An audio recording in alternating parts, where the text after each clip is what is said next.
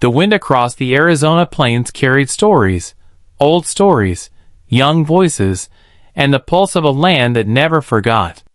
On a late afternoon when the sky glowed like burning copper, a lone Apache rider crossed the desert, each hoofbeat echoing a quiet defiance against every hardship he had ever endured. His name was Dakota, a man known not for wealth or influence, but for a heart that refused to surrender. At 29, his life had been shaped by battles against drought, hunger, prejudice, and fate itself. Yet he carried himself with a gentle dignity that made strangers pause and elders nod in respect. He had once served as a scout for the U.S. Army, but he had left after witnessing too much cruelty. Now he sought honest work, a place where his spirit wouldn't be crushed under suspicion or mistrust. That search brought him to the bustling frontier town of Red Canyon. Buildings of red brick and rough timber rose like jagged teeth from the earth. Miners, ranchers, gamblers, and wanderers filled the streets. Hope and desperation mixed in the air like dust and smoke. And somewhere within that chaos stood a workplace Dakota prayed might offer him a chance to rebuild. Harrington and Sons Rail Works, the largest business for 50 miles. Dakota tethered his horse near the workshop yard, watching sparks fly where metal clashed with metal, and then hammered the skeletons of trains that would one day cross the continent. He approached the office door. Inside, the clatter of typewriters paused. Every eye turned toward him. Some curious, some cold, some calculating. But Dakota remained calm. He had learned long ago never to flinch under a stranger's stare.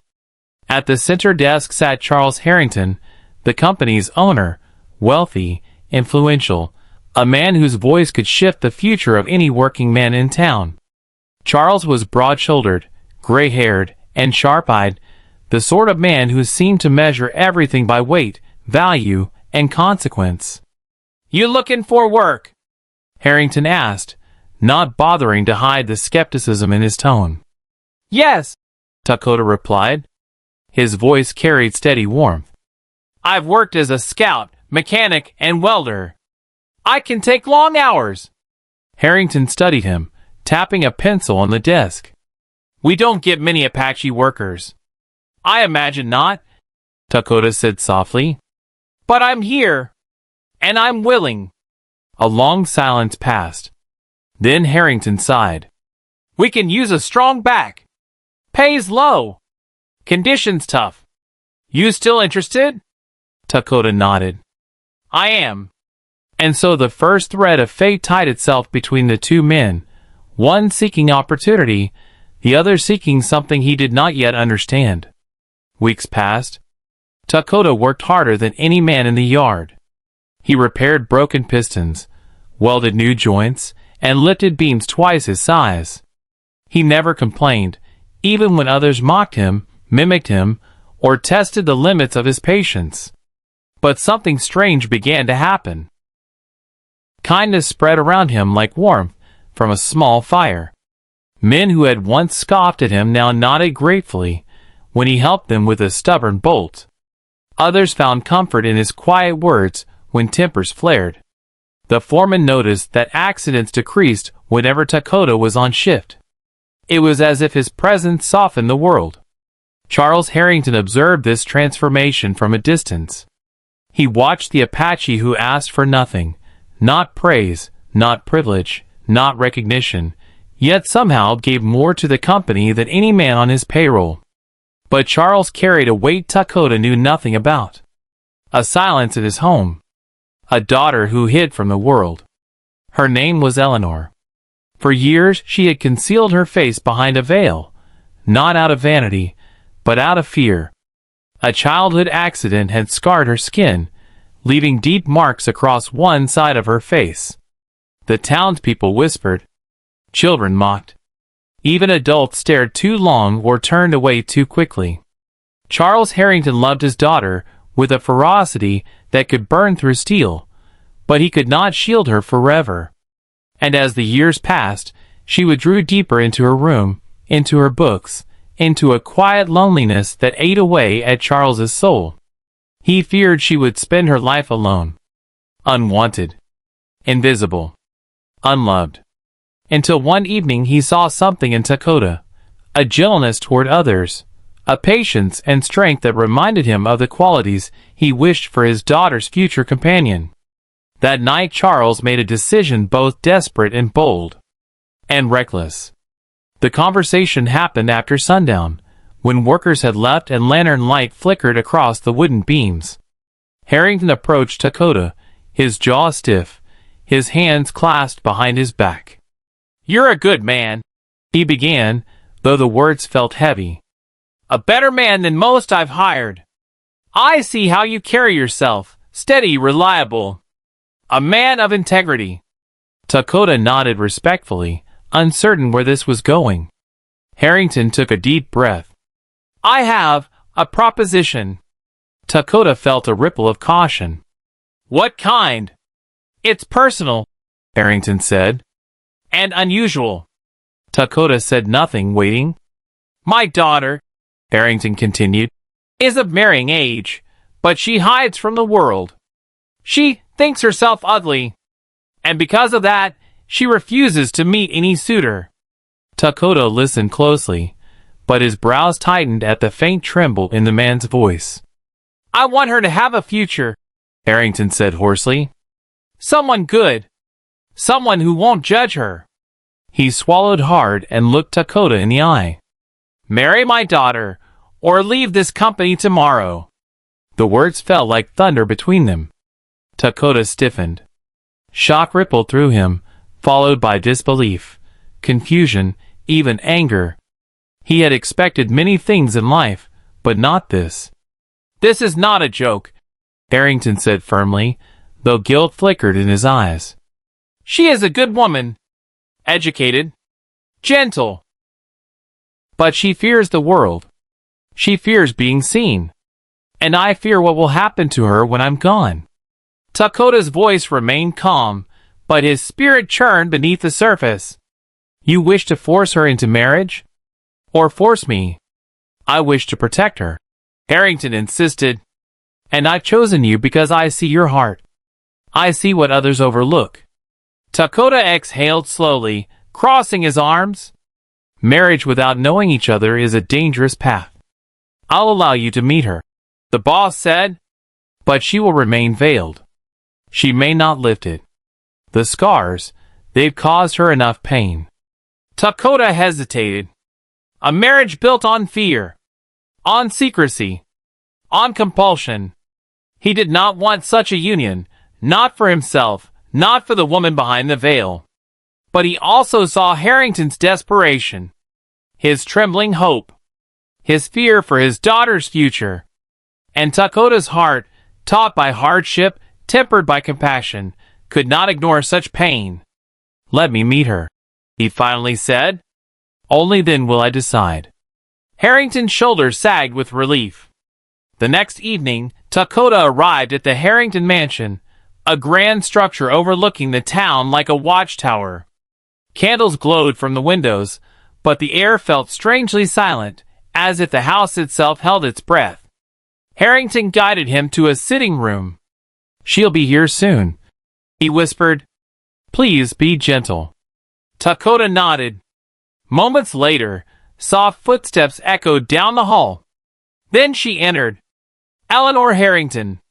She wore a long ivory dress and a delicate lace veil that covered her face entirely. Her posture was graceful but tense, shoulders drawn inward, hands clasped tightly, as though she expected to be rejected before the first word was spoken. Dakota rose to greet her. "Good evening," he said warmly. Her voice, though trembling, carried intelligence and softness. "Good evening." They sat. The conversation began slowly. Books, music, places she dreamed of seeing. Her words were thoughtful, poetic even, like someone who had lived more in her mind than in the world. Dakota listened, surprised by the depth of her insight. She spoke not with bitterness but with compassion, apologizing too often, doubting every sentence she uttered. He sensed her loneliness like a cold draft beneath the door. After an hour, she whispered, "You must think it's strange, meeting someone like this." Dakota shook his head gently. "Strange things happen everywhere. But kindness is rare. And you seem very kind." A breathy, almost disbelieving laugh escaped her. "People do not speak to me that way. Then they see poorly," he replied. She looked down, her veil trembling faintly. A tear darkened the lace. Something inside Dakota shifted, not out of pity, but out of recognition. He knew what it was to be judged before being known. He knew what it was to hide wounds the world didn't bother to understand. When she finally lifted a hand toward him, a small gesture of fragile trust, he took it in his own, gently, respectfully. Her fingers were cold. Her sincerity was warm. And in that moment, he realized the decision before him was no longer about work, or pressure, or Harrington's ultimatum. It was about a soul seeking safety, and a heart willing to offer it. "I will agree to marry you," he said softly. Eleanor gasped. Charles Harrington's eyes widened with stunned relief. But Dakota raised a hand. "On one condition." Harrington froze. "Name it." "I want to see her face." "Not out of judgment, but because no marriage should begin with fear." Eleanor stiffened, her breath quickening. Harrington shook his head vigorously. "No, absolutely not. The scars." Dakota's voice remained calm. "If she is to trust me, she must see that I do not fear what she fears." Silence stretched long enough to feel like an eternity. Then Eleanor, with trembling fingers, lifted her veil. The world seemed to quiet. And what Dakota saw did not shock him in the way Harrington feared. It shocked him in the way that rends a person's understanding of courage. Because she was not ugly. Not in the slightest. Her scars, thin, soft, pale lines across the left side of her cheek, were the marks of survival, not deformity. Her right side was strikingly beautiful, with gentle eyes the color of storm-washed sky. But it wasn't her appearance that stunned him. It was the raw vulnerability, the years of pain reflected in her expression, the courage it took to expose herself after a lifetime of hiding. He saw not an ugly girl, but a woman chained by lies she had been forced to believe. And in that instant, something inside him broke. Not for himself. For her. "I see a brave woman," he said, his voice thick with emotion. "Braver than anyone in this town." Eleanor burst into tears. Quiet, uncontrollable, shaking tears. Dakota reached for her hand again, and she didn't pull away this time. Harrington watched, stunned, because in all his plans and desperation, he had never been prepared for kindness to cut deeper than obligation. And so began the shift. Not of marriage yet. Not love yet. But something more powerful. Hope. The night after Dakota accepted the proposal, the Harrington mansion felt changed. Softer. Warmer. As if the walls themselves were relieved that someone had finally seen Eleanor, truly seen her, without turning away. Dakota left the house quietly, mounting his horse beneath the rising moon. As he rode back toward the workers' barracks, he felt the weight of what he had agreed to, not with fear, but with a solemn sense of purpose. He had offered a promise not forged by pressure, but by compassion. Yet his mind churned. Not about Eleanor's scars, but about the world that had carved them into her spirit. He knew that scars on the skin healed. But scars on the heart, those required something gentler. And he wondered whether kindness could be enough. The next morning, the rail yard buzzed with the usual thunder of metal, steam, and rough laughter. Men shouted orders, horses snorted through dust, and engines growled like restless beasts waiting to be tamed. But something was different. Whispers followed Dakota wherever he walked. Some men smirked. Some glared. Some muttered insults under their breath. The rumor had spread fast. "Apache thinks he's good enough for the boss's daughter." He's only after money. She must be desperate to settle for him. They won't last a week." Dakota ignored them, as he always did. His dignity remained steady, calm, unshaken. But deep down, something twisted inside him. Not anger. Not shame. But disappointment. He had spent his life fighting for a place in a world determined to push him out, and now the fight had followed him into one of the few decisions he had made with genuine compassion. During lunch break, the foreman approached him. "You all right?" he asked gruffly. Dakota nodded. "Work is work." The foreman grunted, scratching his beard. "Boss hasn't announced anything, but people talk. They'll keep talking. I know. You still planning to go through with it?" Dakota paused, then spoke with quiet certainty. "A promise is a promise." The foreman studied him, then nodded silently and walked away. Dakota returned to work, welding sparks dancing around him like fleeting fireflies. And though the world mocked him, he found strength in the memory of Eleanor's trembling smile. That evening, Charles Harrington requested that Dakota come to dinner. He arrived in clean clothes, hair brushed, posture calm. A servant guided him to a dining room decorated with polished oak, velvet curtains, and a chandelier sparkling like captured starlight. Eleanor sat at the table, her veil lifted halfway, comfortable enough to reveal her eyes, still too shy to show the rest. But when Dakota walked in, her hand stilled, and she offered a soft, uncertain smile. "Good evening," she whispered. "Good evening," he replied warmly. Charles Harrington sat at the head of the table, clearing his throat. "Let us eat." Dinner began with quiet conversation, food passing, forks clinking, awkward pauses filled with soft glances between Dakota and Eleanor. After a while, Charles spoke. "Dakota, I want you to know. I'm grateful for what you're doing." Dakota set down his fork calmly. "I'm doing what feels right." Charles held his gaze. "I must admit something. I didn't expect you to agree. Most men would have walked out. Most men do not understand how it feels to be judged," Dakota replied. Eleanor's breath caught. She lowered her gaze, touched deeply. Charles's voice softened. "She has lived with these scars for a long time." Dakota looked at Eleanor gently. "I do not see scars. I see strength." Her hands trembled, and a tear slipped down her cheek, not from pain, but from something new, something fragile. Belonging.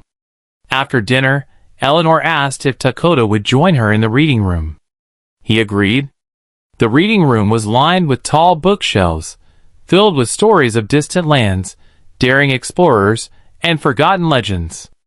Eleanor stood beside a desk, her fingers grazing the edges of a worn poetry book. "Do you like stories?" she asked shyly. "Yes," Dakota said. "My people tell them around the fire. We believe stories keep our ancestors alive." Her eyes brightened. "I would love to hear them someday. I will tell you as many as you like," he promised. She tentatively lifted her veil a little higher, revealing more of the scars that had haunted her for years. Her breath shook, but she did not hide. "Does this frighten you?" she whispered. Dakota stepped closer, his voice steady and warm. "No. I see a woman who has suffered, but who still chooses kindness." Eleanor covered her mouth, overwhelmed. "You see me differently from everyone else," she said. "They look at me like I'm broken." Dakota shook his head gently. "Broken things cannot smile with such grace." She let out a tearful laugh. "Do you really think we could make this work?" she asked. Dakota paused, his expression honest. "I do not know. But I know we can try. And trying is more than what life has given you so far." Eleanor looked at him for a long, trembling moment, then whispered, "Thank you." Not for agreeing to the marriage. Not for complimenting her. But for giving her something she had lived without for years. Dignity. In the days that followed, Dakota visited the Harrington home frequently. Not as a stranger. Not as a suitor forced by circumstance. But as a steady presence who brought peace where fear once lived. He read books with Eleanor, sometimes laughing quietly at her dramatic reactions to suspenseful chapters. He walked with her through the garden, where she slowly began lifting her veil more often, letting the wind brush her scarred cheek. He told her stories from Apache tradition. About warriors who fought not with weapons but with courage, about the spirits that protected the land, about the belief that every living being had a purpose. Eleanor listened with wide, curious eyes. "I've lived so long in fear," she confessed one evening. "I forgot what it feels like to learn. To hope." Dakota reached out, brushing a tear from her face. "Then we will learn together." That night she slept without nightmares for the first time in years. But not everyone celebrated their growing bond. The town buzzed with suspicion. Women whispered behind church doors. Men grumbled over their beer mugs. Shopkeepers stared too long when Eleanor dared step outside. They murmured words like, "Unnatural," "mistake," "foolish," "ungrateful girl." Some blamed Eleanor's scars. Some blamed Dakota's heritage. Most blamed both. One afternoon, as Dakota walked Eleanor through the marketplace, a group of men blocked their path. Their leader, a tall, sneering man named Briggs, crossed his arms. "Heard you're setting your sights a bit high, Apache," Briggs spat. Dakota stayed calm. "Excuse us." Briggs stepped closer. "You think you deserve the boss's daughter? You? A nobody?" Eleanor trembled behind Dakota, clutching his arm. Dakota spoke in a low, controlled voice. "Step aside." But Briggs wasn't done. "Show us her face then. Let us see what you're marring dot." Eleanor gasped, pulling her veil down. Dakota's jaw tightened, but he didn't raise a fist. Instead, he stepped protectively in front of her. "She owes you nothing," he said. "And neither do I." Briggs shoved him. In a flash of movement, smooth, swift, controlled, Dakota blocked the shove, twisted Briggs's wrist, and pushed him back with calm force. Briggs stumbled and fell into a barrel. The crowd froze. Dakota didn't threaten him. Didn't boast. Didn't even scowl. He simply took Eleanor's hand and walked away. And that moment, that simple act of dignified strength, would later become the first of many stories told about him. That night, Eleanor couldn't sleep. She stood by her window, looking out at the dimly lit town. When she heard a soft knock, she turned. Dakota stood in the doorway. "Are you all right?" he asked gently. She nodded, but her eyes were red. "I'm sorry for what happened today. You did nothing wrong. But you were insulted because of me." Dakota shook his head. "I was insulted because ignorance exists. And ignorance is a battle I've fought all my life." Eleanor stepped closer, her voice trembling. "Do you regret agreeing to marry me?" Dakota looked at her with such sincerity that her breath caught. "No," he said. "I regret only that the world has treated you unkindly." A quiet sob escaped her. Dakota reached out, took her hands, and squeezed gently. "Let the world say what it wants. You and I will decide what is true." Eleanor lowered her head against his chest, her tears dampening his shirt. He held her with steady, careful arms, not claiming her, not overwhelming her, just offering warmth. A safe place. A quiet promise. A beginning. In the weeks that followed, something unexpected happened. Eleanor began to bloom. She walked with her shoulders straighter. She spoke without whispering. She read poetry aloud, sometimes laughing at her own dramatic flair. She even spent mornings in the town library, veil lifted enough to show part of her face. People stared, but she didn't hide. And Dakota remained by her side, not as a protector, but as a partner, walking at her pace. One afternoon, she surprised him by asking, "Dakota, do you believe people like us, two different worlds, can truly build a life together?" He considered her question carefully. "Our worlds are only different if we choose not to share them," he answered. She smiled, overwhelmed by how simple he made it sound. But beneath this growing light, a shadow lingered. Charles Harrington watched them closely, too closely. And though he tried to hide it, worry gnawed at him. He feared losing his daughter. He feared giving her away. He feared that Dakota's kindness would fade over time. But most of all, he feared that he had forged a bond that might one day break. One night, after a long day at work, Harrington summoned Dakota to his office. Dakota arrived, calm but curious. Harrington paced behind his desk. "I want to know your true intentions." Dakota stood quietly. "I intend to marry Eleanor." "To protect her, or to gain something?" Harrington asked sharply. Dakota didn't flinch. "I seek nothing but her happiness." Harrington stopped pacing, his shoulders tense. "You say that now.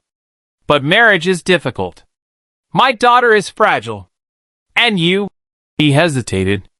"You come from a very different life." Dakota's eyes softened. "All the more reason to walk carefully." Harrington stared at him for a long moment, then exhaled shakily. "I am an old man, Dakota, and I have made many mistakes. But forcing this marriage, I question myself every day. Tell me honestly, are you staying because you feel obligated?" Dakota hesitated. Not because he doubted his decision, but because he realized something important.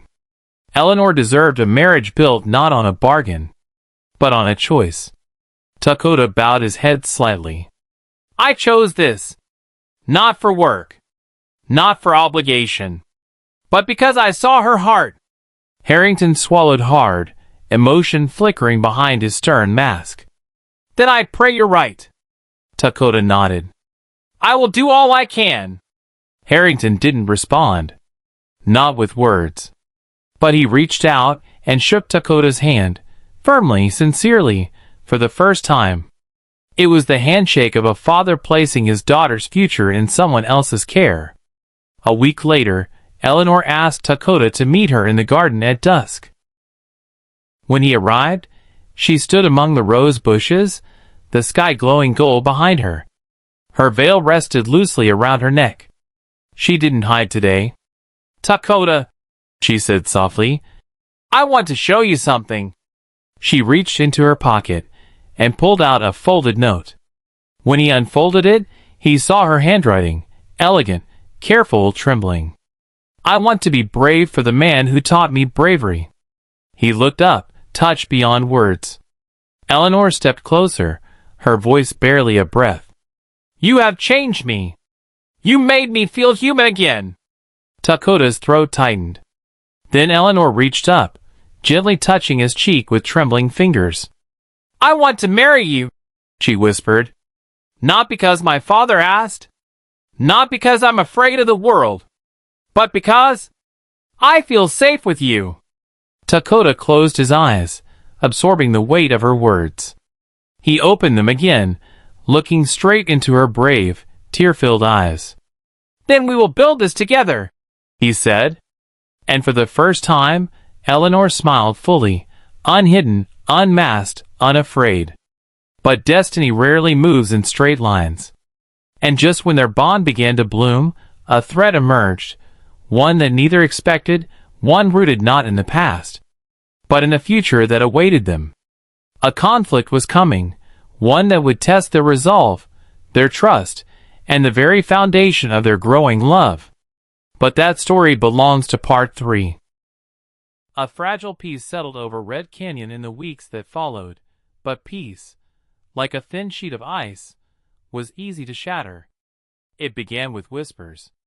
Rumors that Dakota was manipulating Eleanor. Rumors that Charles Harrington had lost his mind. Rumors that the marriage would destroy the company's standing. Then the whispers turned into organized hostility. And Briggs, still nursing a bruised ego from the marketplace incident, became the center of it. He gathered men who resented change, who feared what they didn't understand, who believed the world should remain exactly as it was, divided, predictable, controlled. They called themselves a concerned citizens group. But Dakota knew what they truly were. A warning. A threat. A storm. The turning point struck on a quiet morning. Dakota was on the worksite when the foreman sprinted toward him, face pale. "Dakota, your horse! Someone cut him loose! He bolted straight into the canyon!" Dakota dropped his tools. Eleanor had lovingly braided ribbons into the horse's mane only 2 nights earlier. If anything happened to that animal, she would be devastated. Dakota ran. He sprinted across rocky terrain, dust kicking up behind him, lungs burning as he followed the hoofprints weaving toward the canyon's edge. The sun blazed above him, heat shimmering in waves. Finally he saw him, his horse trapped on a narrow ledge halfway down the canyon wall, trembling, unable to climb back up. Dakota knelt, gripping the edge of the cliff. "Steady, brother! I'm here!" He climbed down carefully, fingers digging into rough stone. Sweat dripped from his brow. One wrong move, and he would fall 100 feet. He reached the horse, whispering soothing Apache words. Slowly, gently, he guided the trembling animal upward, inch by treacherous inch, until they emerged safely back on level ground. He was breathless, exhausted, but grateful. What he didn't see, until it was too late, were the footprints behind a cluster of rocks. Boot prints. Human. Large. Deliberate. Someone had driven the horse toward the canyon on purpose. And Dakota knew exactly who. When he returned to the rail yard, a crowd waited for him. Briggs stood at the front, hands on his hips, grinning with cruel satisfaction. Dakota approached with steady calm. "You did this," he said quietly. Briggs shrugged. "Can't prove a thing." Dakota stepped closer. "If you seek to harm me, do it directly. Do not endanger innocent animals." Briggs smirked. "You don't belong here, and you sure as hell don't belong with the boss's daughter." The group behind him murmured in agreement. Dakota felt the anger rise, but he didn't let it control him. Instead, he spoke with measured restraint. "Eleanor is not property," he said. "She chooses for herself." Briggs spat at the ground. "If she chooses you, then she's lost her damn mind." Before Dakota could respond, a voice cut through the tension. "Enough!" Everyone turned. Eleanor stood at the gate, veil lifted, face uncovered to the world. Gasps rippled across the yard. Her scars glowed softly beneath the morning light, not ugly, not to anyone with eyes that saw deeper, but real. Human. Strong. She walked forward, trembling yet bold. She reached Dakota's side and took his hand. A collective gasp sounded. "I choose him," she said firmly. "And I will not hide anymore." Briggs sneered. "You're making a fool of yourself." Eleanor's voice shook, but her courage did not. "I lived in shadows for years. He helped me step into the light. If that makes me a fool, then I am proud to be one." Briggs lunged forward, but Dakota pulled Eleanor behind him. "Do not touch her," Dakota warned, voice low and dangerous. Before a fight could break out, Charles Harrington himself strode into the yard, fury burning in his eyes. "What in God's name is happening here?" he roared. Briggs straightened, instantly losing confidence. "Sir, we're concerned about." "Concerned?" Harrington growled. "Or jealous. Or hateful." Briggs swallowed hard. Harrington stepped beside Dakota and Eleanor, placing a firm hand on Dakota's shoulder. "This man," Harrington declared, "has shown more decency than any of you. He saved my workers. He restored order. He brought peace to this yard.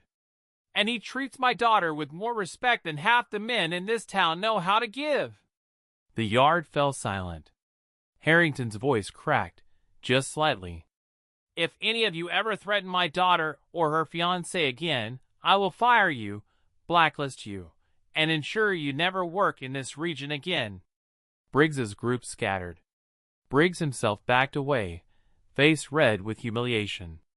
And somewhere within that humbling retreat, the storm finally broke.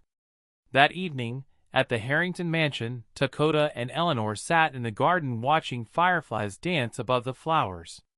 The golden glow shimmered like scattered sparks from a blacksmith's forge. Eleanor rested her head on Dakota's shoulder.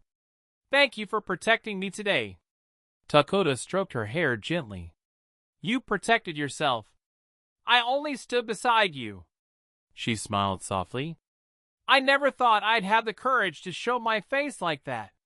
"You showed your heart," he whispered. "Your face was only part of the truth." She closed her eyes, breathing in the night air. "Dakota, what if danger comes again? What if people never fully accept us?"